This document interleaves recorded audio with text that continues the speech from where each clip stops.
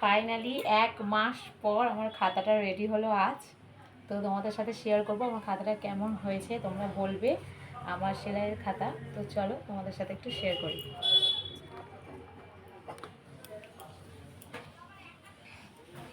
এইটা হচ্ছে আমার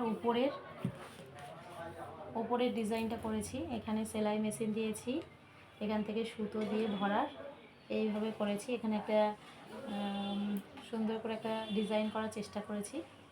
তো কেমন হয়েছে বলবে। তো চলো এবার পরপর তোমাদের সাথে একটু শেয়ার করি। এটা হচ্ছে আমার সূচিপত্র, কোন কোন কী করেছি না করেছি তার সূচিপত্র এখানে দিয়েছি। এবারে এখানে কিছু লেখা আছে।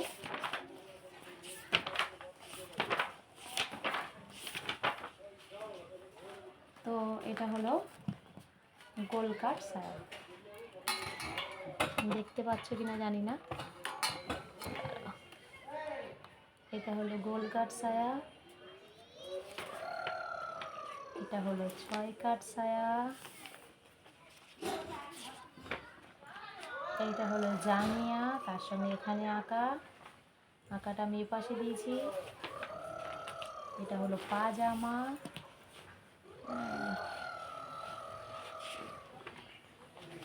এটা হলো শেস্তো ফ্রক, এটা হলো আমব্রেলা কাটিং ফ্রক,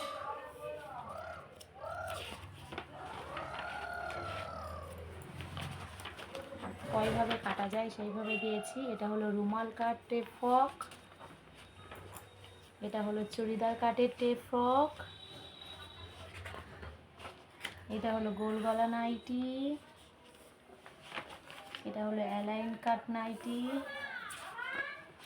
এটা হাফ প্যান্ট, এটা ছোটদের শার্ট, এটা কামিজ বা সালোয়ার বা চুড়িদার যেটাই বলবে সেটাই। এটা হলো সালোয়ার প্যান্ট, এটা হলো পাটিয়ালা প্যান্ট, এটা হলো চুড়ি প্যান্ট। এখানে আমি হুক দিয়েছি সুন্দর করে, সেটাকে আমি আবার একটু শো করিয়েছি এখানে। এটা হলো পাঞ্জাবি, এটা হলো স্কার্টটা অনেক বড় আছে, এটাকে আমি ভাঁজ করে ঝুলিয়ে রেখেছি। তো এটা হলো স্কার্ট, অনেক বড়, অনেক ঘের। তো এটাকে আমি এইভাবে ঢুকিয়ে রেখেছি।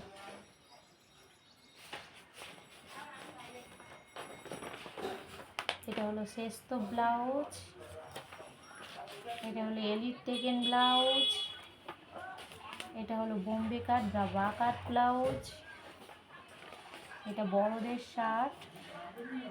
শার্টটা এই হলো শার্ট। এটাকে আমি এইভাবে খাতায় ধরছে না বলে আটকে রেখেছি।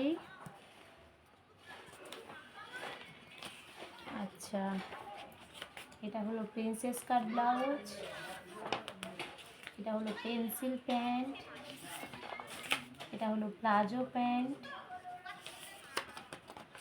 আর ফাইনালি এটা হলো পাজামা চোস্তা। তো এই হচ্ছে আমার পুরো খাতা। পুরো 1 মাস লাগলো এগুলো বানাতে। তো দেখতে যতটা সহজ লাগলো, এটা বানাতে কিন্তু অনেক কঠিন। ছোট ছোট করে কেটে বানাতে হয়েছে, তার সঙ্গে আঁকাগুলো পারফেক্ট করতে হয়েছে। তো কেমন হয়েছে তোমরা জানিও।